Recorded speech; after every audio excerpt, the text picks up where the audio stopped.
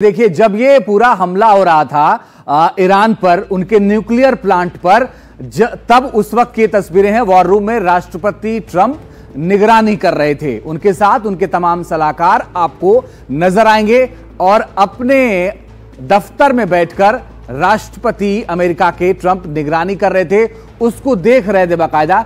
ठीक वैसी ही तस्वीरें हैं जब हमने देखा था कि एबटाबाद से उसामा बिन लादेन को जब मारा गया था, उस वक्त ओबामा लगातार देख रहे थे, उसको समझ रहे थे और पूरे मिशन पर नजर बनाए हुए थे।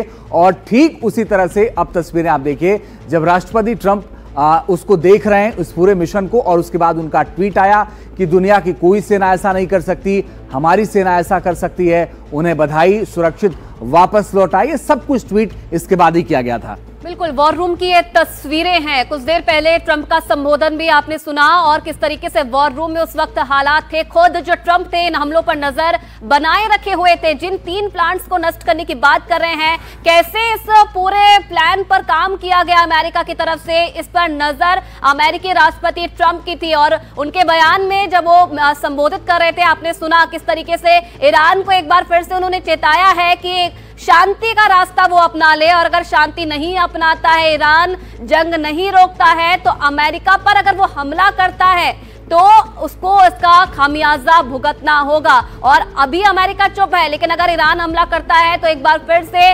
अमेरिका हमला करेगा। तो ये 2 तस्वीरें आपके सामने, जहां वॉर रूम में राष्ट्रपति ट्रंप को पहली तस्वीर में आप देख रहे हैं जो पूरे हमलों पर नजर बनाए रखे हुए थे, और दूसरी तस्वीर में आप देखिए जिन परमाणु साइट्स पर हमले की बात की जा रही थी, जब हमला किया गया किस तरीके से वहां पर हालात पैदा हो गई। ये तस्वीरें भी हम आपको दिखा रहे हैं। राजीव, ये उस वक्त की याद इन तस्वीरों ने दिला दी जब बराक ओबामा लगातार देख रहे थे और कैसे ओसामा बिन लादेन को एबटाबाद में मारा गया था।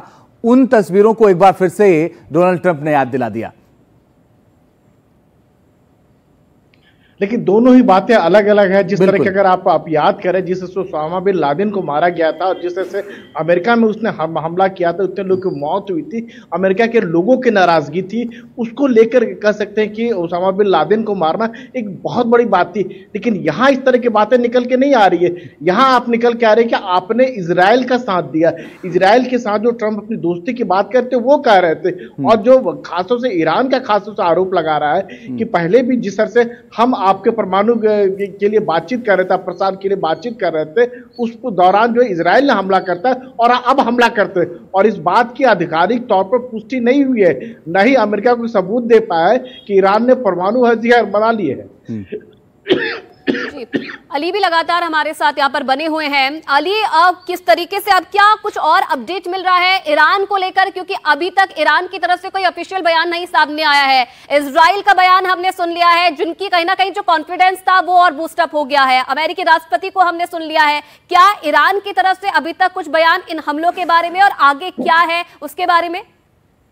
बिल्कुल, देखिए अभी ईरान की मीडिया के में भी 2 बयान सामने आ रहे हैं, और कुछ नेशनल सिक्योरिटी के जो काउंसिल है, जो मेंबर है, उनके भी एक बयान ही आ रहे हैं। पहला एक तरफ तो ये बयान ये आ रहा है कि जो बता रहे हैं कि जो पूरी जो न्यूक्लियर साइट्स थी, उन्होंने ऑलरेडी, क्योंकि उनको पता था कि कभी भी अटैक उन पे हो सकता है उनकी न्यूक्लियर साइट्स पे, तो उन्होंने ऑलरेडी उसको शिफ्ट कर दिया गया है। पहला तो एक ये बयान ईरान के मीडिया के जरिए भी, और जो सिक्योरिटी एनालिस्ट है उनके जरिए आ रहा है। दूसरा बयान ये आ रहा है कि जो फोर्डो है, फोर्डो के एंट्री और एग्जिट जो गेट है, उन पे एक हमला हुआ है, यानी, और ये मान रहे हैं कि जो दूसरे जो 2 और साइड से वहां पे भी हमला हुआ, लेकिन फोर्डो के ऊपर जो ये हमला बताया गया कि एंट्री और एग्जिट पे सबसे बड़ा यहाँ पे हमला हुआ। तो ये एक चीज सामने और नजर आ रही है। और दूसरी चीज इस तरीके से आपको बताएं, जहाँ पे जो ट्रंप ने, जहाँ पे अपने जो सोशल ट्रूथ वाली जो उनकी सोशल साइट है, उस पर जो मैप लगाया अपने यूएस का, वहीं आईआरजीसी ने भी अभी उसी को देखते हुए अपने ईरान का मैप लगाया। तो आप ये समझ सकते हैं कि जहां एक ट्रंप ने एक तरीके से अपने देश के लिए बात कर रहे हैं, वही ईरान के तैयार होते हुए एक नजर आ रहा है, और ये दिखा रहा है कि हमने तिरंगा, अपना जो झंडा है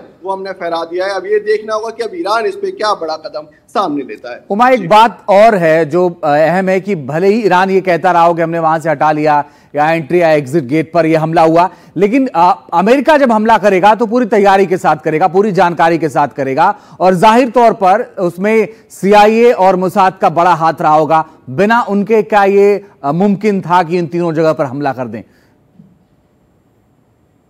खुफिया जानकारी जो है, जिसमें कि जो मानवीय जो खुफिया जानकारी है वो भी इकट्ठा करने के बाद ही अमेरिका इस तरह के हमलों के लिए आगे जाता है। और हाल के समय में देखा गया है कि चाहे वो अमेरिकी खुफिया एजेंसी हो या फिर इजरायली खुफिया एजेंसी, काफी ज्यादा पेनिट्रेशन जो है वो उन जगहों पर अपना लगाते हैं जहां उनको हमला करना होता है, जहां उनको अपना दुश्मन जो है वो नजर आता है। तो पहले भी इन ठिकानों पर हमले किए गए थे, इजराइल की तरफ से हमले किए गए थे, और उसके बाद ही ये आकलन आया था कि जो फोर्डो है खासतौर पर उसको इजराइल जो है वो भेज नहीं सकता, और तभी अमेरिकी हमले की जरूरत महसूस की गई। और B-2 बॉम्बर के जरिए, जिसमें कि 70,000 पाउंड तक के हथियार को ले जाने की सुविधा है, और ये भी कहा गया कि 30,000 पाउंड के बम की जो बंकर बस्टर बम है उसकी जरूरत है फोर्डो को भेजने के लिए। तो हालांकि ऑपरेशनल डिटेल्स अभी निकलकर सामने नहीं आए हैं, लेकिन जब अमेरिका ने इतना बड़ा हमला किया है तो सांकेतिक हमला नहीं होगा, बल्कि वाकई में ईरान के न्यूक्लियर प्रोग्राम पर चोट पहुंचाने वाला हमला होगा, जिस बात की तस्दीक अभी जो राष्ट्रपति ट्रंप ने अपने संबोधन में भी किया है।